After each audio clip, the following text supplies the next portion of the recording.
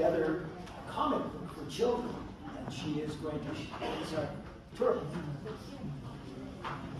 Good morning, everybody. I'm so grateful to be here today.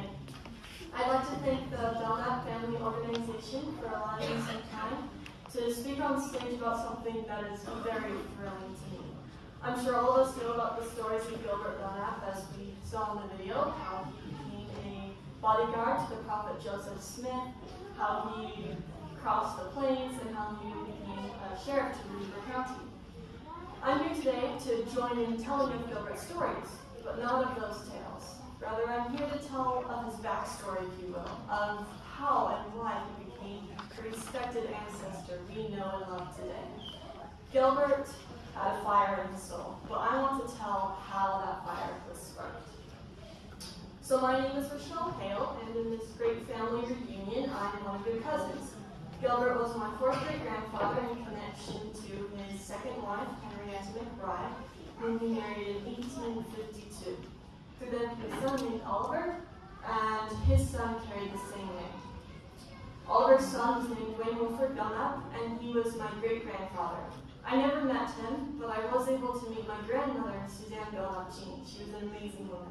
My mother is Pamela Hale. She's with us in the audience today. And again, I'm very grateful to be up here with you.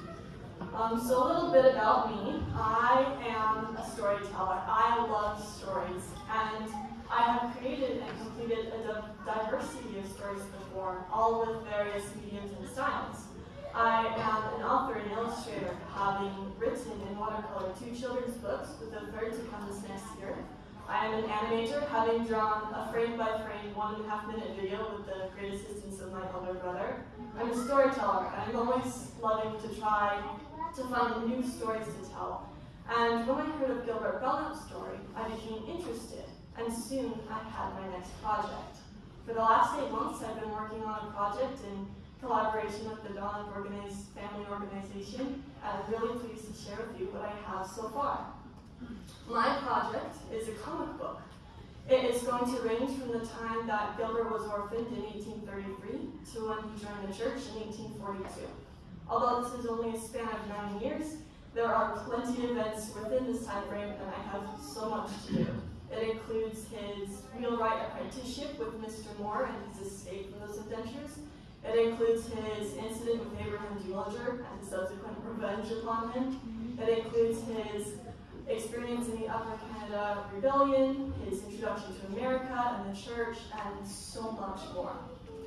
So my comic book will be approximately 48 to 56 pages long, each page containing the best of my artistic abilities that I hold at this time. And while I did do the research, the formatting, and the line work for this, I must credit my elder brother, Nathan Hale, for adding color to this comic. For without his help, the comic would surely not hold the quality that it so deserves. So I must also acknowledge the Belnap Organization for their support and for being just as enthusiastic as I am about my comic. With luck, it'll be good enough to share with the world instead of simply being for an art portfolio. So some may wonder why I chose a comic book out of all mediums to share a portion of Gilbert's life story.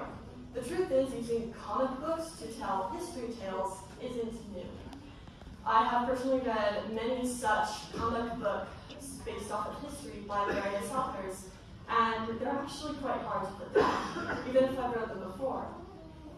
There's just something about having visuals to go with the words that make the characters more real and more relatable than any historical textbook or handwritten journals could do. Because of this, I believe that my comic about Gilbert Belnap will be intriguing to a wider range of audiences. I believe it can be a format in which children and youth and adults and those who aren't Gilbert's direct descendants may internalize and appreciate Gilbert's story for what it is.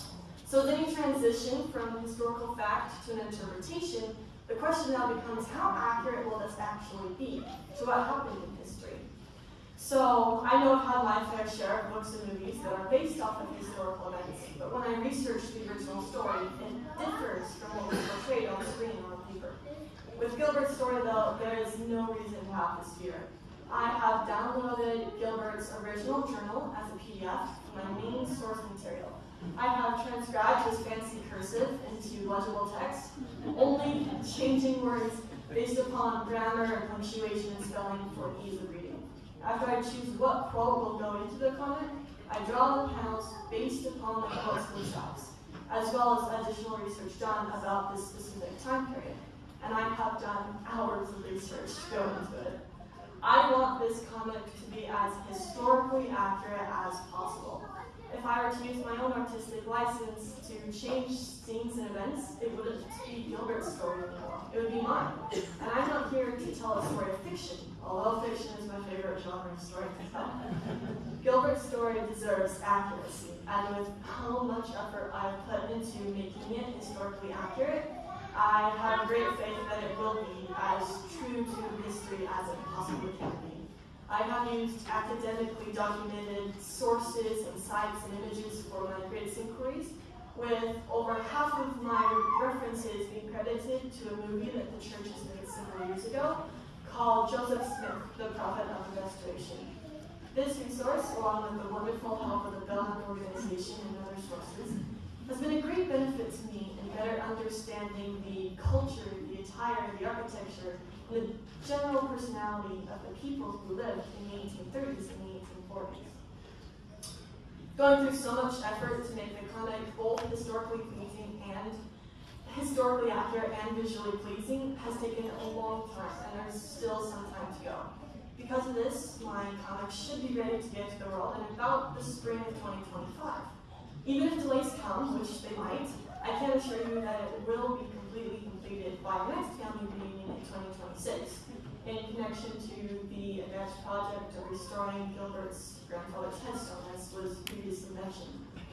As my comic also gets closer to completion, the Belnap Family Organization will have additional information about the opportunity to pre-order my comic. And this will give us a better understanding of how many people are interested in how many copies we have to print. While we don't need this information yet, I would recommend keeping an eye out for such an announcement as the months go by. Now, this project is so large that I will gladly welcome any assistance that comes my way. I'm very happy for the partnership that the Belnap organization has given me, and you guys can help too. One day I hope to have my books and stories published at a well-known company, such as Scholastic or Pingo Random House, but the moment I am completely satisfied with any publishing company that can publish my book at the dimensions I've drawn it out to be. So if you're inclined to help out with this project to reach completion, either through publishing connections, financial assistance, tips on how to make the comic more true to Gilbert's story and more historically accurate, I would love to speak with you afterwards. Please share what you have to offer. I'm all ears to any questions, comments, concerns, and even just general conversation.